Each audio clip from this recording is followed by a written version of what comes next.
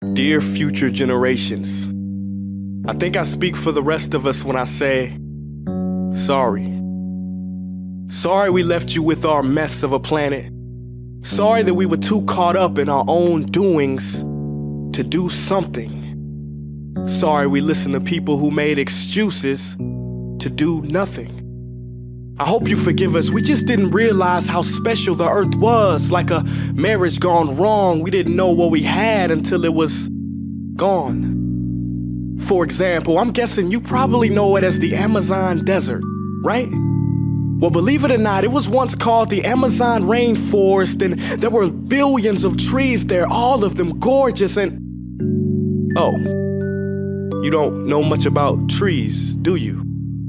Well, let me tell you, trees are amazing. I mean, we literally breathe the air they are creating. They clean up our pollution, our carbon. They store and purify water, give us medicine that cures our diseases, food that feeds us, which is why I'm so sorry to tell you that we burn them down.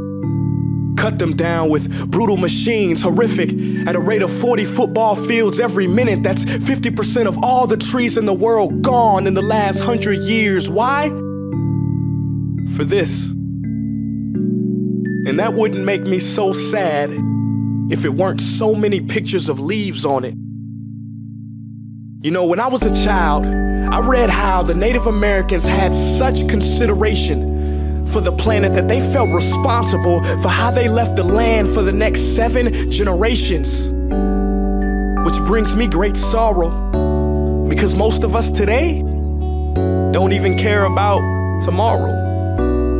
So I'm sorry. I'm sorry that we put profit above people, greed above need, the rule of gold above the golden rule. I'm sorry we use nature as a credit card with no spending limit, overdrafting animals to extinction, stealing your chance to ever see their uniqueness or become friends with them. Sorry we poison the ocean so much that you can't even swim in them.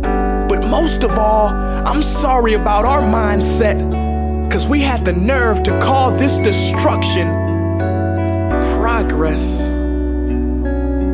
Hey Fox News, if you don't think climate change is a threat, I dare you to interview the thousands of homeless people in Bangladesh. See, while you were in your penthouse nestled, their homes were literally washed away beneath their feet due to rising sea levels. And Sarah Palin, you said that you love the smell of fossil fuels. Well, I urge you to talk to the kids of Beijing who are forced to wear pollution masks just to go to school. See, you can ignore this, but the thing about truth is, it can be denied, not avoided. So I'm sorry, future generations. I'm sorry that our footprint became a sinkhole and not a garden. I'm sorry that we paid so much attention to ISIS and very little to how fast the ice is melting in the Arctic. I'm sorry we doomed you, and I'm sorry we couldn't find another planet in time to move to. You know what?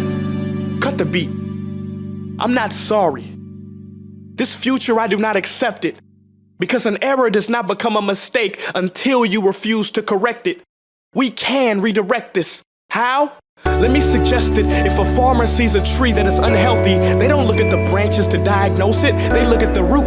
So like that farmer, we must look at the root, and not to the branches of government, not to the politicians run by corporations. We are the root, we are the foundation. This generation, it is up to us to take care of this planet. It is our only home. We must globally warm our hearts and change the climate of our souls and realize that we are not apart from nature, we are a part of nature. And to betray nature is to betray us. To save nature is to save us. Because whatever you're fighting for, racism or poverty, feminism, gay rights, or any type of equality, it won't matter in the least. Because if we don't all work together to save the environment, we will be equally extinct. Sorry.